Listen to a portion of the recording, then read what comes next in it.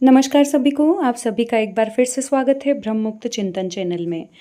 आप महाभारत के कुछ व्यक्तित्व एक दृष्टिकोण बुक के ऑडियो सुन रहे हैं, जो माहेश्वरी जी के द्वारा ही लिखित है। इसके पहले मैंने जो ऑडियो बनाया था वो श्री कृष्ण पर था।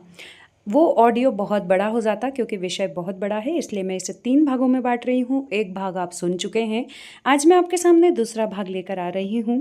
तो प्लीज़ ध्यान से सुने एंड कमेंट करके मुझे ज़रूर बताएं कि आपको ये कैसा लगा। एंड एक बार फिर से आप सभी से निवेदन है, चैनल को लाइक करें, शेयर करें एंड सब्सक्राइब करें। तो चलिए विषय की शुरुआत करते हैं। महाभारत का युद्ध अनिवार्य हो जाने के कारण श्री कृष्ण के सामने अपने परिवार के विघटन की समस्या खड़ी हो गई थी। यदि श्री कृष्ण पांडवों के पक्ष में जाने का निर्णय लेते तो इस बात की पूरी संभावना थी कि बलराम कौरव पक्ष में चले जाएंगे। ऐसे में दोनों भाइयों को एक दूसरे के विरुद्ध युद्ध करना पड़ता और परिवार पूर्ण रूप से विघटित हो जाता। इस संभावना का अनुमान श्री कृष्ण ने काफी पहले ही लगा लिया था तथा समय रहते इसके समाधान भी खोज लिया था। इसी कारण जब अर्जुन व दुर्योधन दोनों श्री कृष्ण को युद्ध में सम्मिलित होने का निमंत्रण देने द्वारिका पहुंचे तो निर्णय लेने में श्री कृष्ण को समय नहीं लगा। उन्होंने कहा कि वे युद्ध में सक्रिय रूप से भाग नहीं लेंगे। कौरव पक्ष का विश्वास था कि श्री कृष्ण के युद्ध में सम्मिलित न होने के कारण पांडव पक्ष काफी कमजोर पड़ गया है, जिसके कारण कौरव पक्ष की विजय सुनिश्चित है। जब व्यक्ति का अहंकार बढ़ जाता है तब वह परिस्थिति का निष्पक्ष व उचित मूल्यांकन नहीं कर पाता है और अंततः यही उसके विनाश का कारण होता है। जब श्री कृष्ण का युद्ध टालने का यह अंतिम प्रयास भी असफल हो गया, तब युद्ध को अनिवार्य मानकर श्री कृष्ण ने सारा ध्यान युद्ध में पांडवों को विजय दिलाने की तरफ केंद्रित किया। श्री कृष्ण की विचारधारा को एक कवि ने इन शब्दों में व्यक्त किया है: हो जाए जब शांति के सब प्रयत्न बेकार, तब तो केवल युद्ध ही है अंतिम उपचार।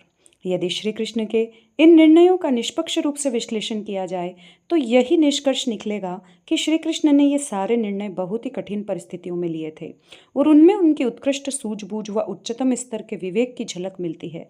इन निर्णयों में एक और बात स्पष्ट रूप से दिखाई देती है कि इनमें श्री कृष्ण ने अपने व्यक्तिगत हित से ज़्यादा महत्व परिवार व समाज हित को दिया। अपनी बदनामी तथा अपने पर लगने वाले कलंक की उन्होंने कभी परवाह नहीं की। जरासंध के आक्रमणों के कारण मथुरा से द्वारिका प्रस्थान का निर्णय निर्दोष लोगों के रक्तपात को रोकने के लिए लिया गया था, भले ही इसके लिए श्री कृष्ण जैसे वीर शिरोमणि को रणछोड़ कहलाने का अपमान सहना पड़ा। सुभद्रा हरण वाले प्रसंग में भी उनकी समाज में बदनामी हुई कि वे अपनी बहन के अपहरण को रोक नहीं पाए। इस बदनामी को सहने के पीछे भी श्री कृष्ण का उद्देश्य अपनी बहन का हित चिंतन ही था। महाभारत युद्ध में स्वयं को अलग रखने का निर्णय करना श्री कृष्ण के लिए कितना कष्टकारी होगा, इसका अनुमान लगाना भी कठिन है। इसका कारण यह है कि महाभारत काल में यदि किसी व्यक्ति को कोई पक्ष अपनी तरफ से युद्ध में सम्मिलित होने का निमंत्रण देता था तो यह उस योद्धा के लिए बड़े सम्मान की बात समझी जाती थी तथा इसे उस वीर की वीरता को मान्यता प्रदान करना माना जाता था। इसी कारण कोई योद्धा युद्ध के निमंत्रण को अस्वीकार नहीं करता था, क्योंकि ऐसा करने पर उसकी वीरता पर कलंक लगता था और उसे कायर समझा जाता था। श्री कृष्ण उस समय के सर्वश्रेष्ठ योद्धा व उच्चतम स्तर के वीर पुरुष थे। उन्होंने कई शक्तिशाली असुरों का संहार किया था। ऐसे महान वीर के लिए युद्ध से अलग रहने का निर्णय कितना पीड़ादायक होगा, यह मानवीय कल्पना से परे है। इस असहनीय कष्ट को भी श्री कृष्ण ने चुपचाप सह लिया, क्योंकि ऐसा न करने पर उनके परिवार के विघटन का खतरा था। परिवार के हित के लिए अपनी प्रतिष्ठा का इतना बड़ा बलिदान इतिहास में शायद ही किसी ने किया हो। फिर अपने से बहुत निम्न स्तर के वीर पुरुष अर्जुन के रथ का सारथी बनना, पांडवों के दूत के रूप में धृतराष्ट्र की राजसभा में जाना आदि भी श्री कृष्ण जैसे महान योद्धा की प्रतिष्ठा के अनुकूल नहीं था। परंतु श्री कृष्ण ने जनहित में यह सब किया। इसके विपरीत आधुनिक काल में स्वतंत्रता संग्राम के समय भारत के तत्कालीन नेतृत्व ने अपनी प्रतिष्ठा बचाने व सत्ता प्राप्त करने के लिए देश का विभाजन स्वीकार किया, जिसके परिणाम स्वरूप लाखों निर्दोष देशवासियों का रक्त बहा। यदि ये नेता श्री कृष्ण के जीवन से कुछ शिक्षा ले पाते तो समझ पाते कि स्वयं की प्रतिष्ठा तथा सत्ता से ज़्यादा महत्वपूर्ण जनसाधारण का रक्त है। ये नेता प्रचार के माध्यम से कुछ समय तक झूठा सम्मान भले ही प्राप्त कर लें, परंतु अंततः उनकी सच्चाई सामने आकर ही रहेगी। श्री कृष्ण के जीवन का सबसे अधिक अनुकरणीय पक्ष यही है कि उन्होंने जन कल्याण के लिए स्वयं की प्रतिष्ठा की कभी परवाह नहीं की। आज व्यक्ति अपनी प्रतिष्ठा बचाने के लिए निम्नतम स्तर का कार्य करने को भी तत्पर हो जाता है। श्री कृष्ण अपने कार्यों से हमें यही शिक्षा देते हैं कि जन कल्याण या पारिवारिक प्रतिष्ठा के लिए यदि स्वयं की प्रतिष्ठा का बलिदान करना पड़े तो अवश्य करना चाहिए। ऐसा करके किसी की प्रतिष्ठा कभी घटती नहीं है बल्कि बढ़ती ही है, जैसा कि श्री कृष्ण के साथ हुआ। श्री कृष्ण आज रणछोड़ के रूप में भी वंदनीय हैं और अर्जुन के सारथी बनकर भी अर्जुन से ज़्यादा पूजनीय हैं। कुरुक्षेत्र के रणक्षेत्र में पांडव पक्ष व कौरव पक्ष दोनों की सेनाएं आमने सामने आकर खड़ी हो गई। पांडव पक्ष की सेना का नेतृत्व पांचाल नरेश द्रुपद के पुत्र तथा द्रौपदी के भाई धृष्टद्युम्न कर रहे थे तथा कौरव पक्ष के सेनापति भीष्म पितामह थे। श्री कृष्ण के बाद भीष्म पितामह ही उस समय के सर्वश्रेष्ठ योद्धा थे। जब औपचारिक रूप से युद्ध प्रारंभ होने ही वाला था, उसी समय अर्जुन के मन में युद्ध के प्रति विरक्ति का भाव उत्पन्न हो गया। अर्जुन ने श्री कृष्ण से कहा कि मेरी युद्ध करने की इच्छा बिल्कुल नहीं है, क्योंकि युद्ध में मुझे जिन व्यक्तियों के विरुद्ध शस्त्र संचालन करना है वे सब मेरे अपने संबंधी गुरु व बंधु हैं, जिन्हें मारना उचित नहीं है। केवल राज्य प्राप्ति के लिए भीष्म पितामह, द्रोणाचार्य, कृपाचार्य जैसे पूजनीय व्यक्तियों पर शस्त्र उठाना उचित नहीं है।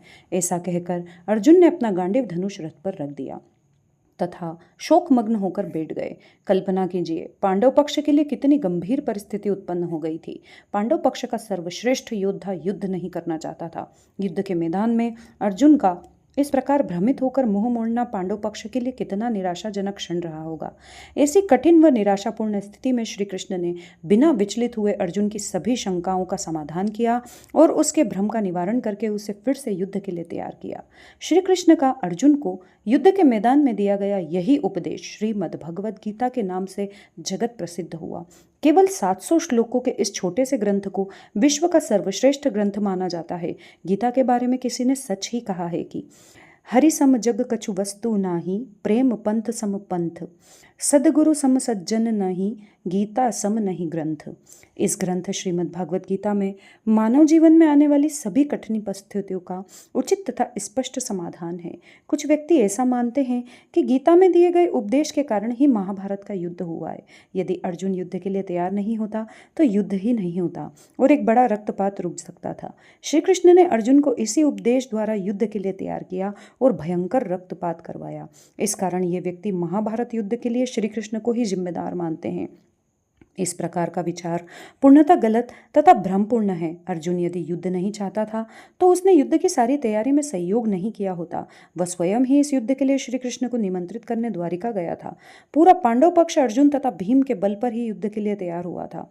यदि प्रारंभ से ही अर्जुन युद्ध के विरुद्ध होता तो युद्ध की तैयारी ही नहीं होती। इस कारण ऐसा मानना कि अर्जुन युद्ध नहीं चाहता था बिल्कुल गलत है। हाँ, इतना अवश्य सत्य है कि युद्ध के ठीक पहले वह युद्ध से विमुख हो रहा था।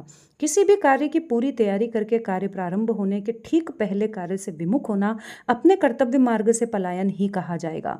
श्री कृष्ण ने अर्जुन को अपने उपदेश द्वारा यह बात समझाई थी और उसे अपने कर्तव्य से पलायन करने से रोका था।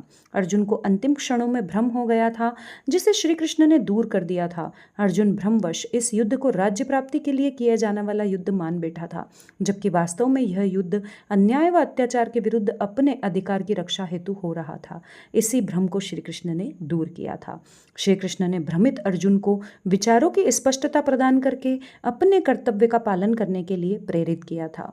ऐसा करना संसार के प्रत्येक विवेकवान व्यक्ति का कर्तव्य है। किसी भी व्यक्ति को समझाकर उसे अपने कर्तव्य का बोध कराना एक पावन कार्य है। यही श्री कृष्ण ने किया था। इसलिए श्री कृष्ण पर इस संबंध में कोई भी आरोप लगाना या उन्हें युद्ध के लिए जिम्मेदार ठहराना नितांत अनुचित तथा द्वेषपूर्ण बात होगी। विचारणीय प्रश्न यह भी है कि यदि गीता युद्ध को बढ़ावा देने वाला ग्रंथ होता तो क्या इस ग्रंथ को विश्व में इतनी प्रतिष्ठा मिल पाती? यहाँ मैं अपनी वाणी को विराम देती हूँ। अब इस विषय को मैं अगले ऑडियो में कंप्लीट करूँगी। अगले ऑडियो में आपसे फिर से मिलेंगे। तब तक के लिए नमस्कार।